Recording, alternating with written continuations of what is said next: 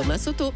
Le Made in France, Anissa Mbida, bonjour. Bonjour Thomas, bonjour à tous. Alors on pensait tous que les souvenirs, tous les bibelots, c'était du Made in China pur et dur. Et bien pourtant, on fabrique encore, écoutez bien, des boules à neige en français, celles qu'on secoue là, avec la petite... voilà, et bien c'est Made in France ça. Ça se passe en France, oui, moi j'étais aussi surpris.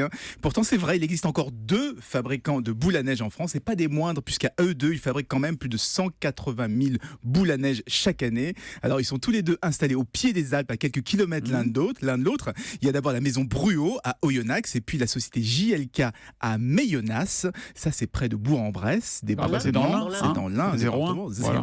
Comment font-ils pour résister à la concurrence chinoise avec leurs boules de neige là? Ils font beaucoup de petites séries, beaucoup de sur-mesure. Vous pouvez par exemple envoyer votre photo de mariage, celle des enfants ou de votre chien, et ils en feront une boule à neige. Ils travaillent aussi pas mal pour les boutiques de luxe. Bref, ils sont bien diversifiés. Et puis ils ont un petit secret, la composition de leur neige qui retombe bien plus lentement que celle des Chinois pour faire durer le plaisir. Je ne sais pas si vous savez, mais la première boule à neige a été créée à l'occasion de l'exposition universelle à Paris en 1889. C'était la Tour Eiffel qu'on avait mis à l'intérieur puisqu'elle était inaugurée cette année-là. Et c'est comme ça qu'on a commencé à mettre des monuments dans les boules à neige. Je veux dire, si on leur envoie une petite photo de vous, Anissé, une photo de Julien, on peut faire une petite boule de neige. C'est mignon ça. En tout cas, bravo à ces deux entreprises, JLK et Bruot, les deux derniers fabricants de boules à neige en France et du Made in 1 ce matin. Merci beaucoup.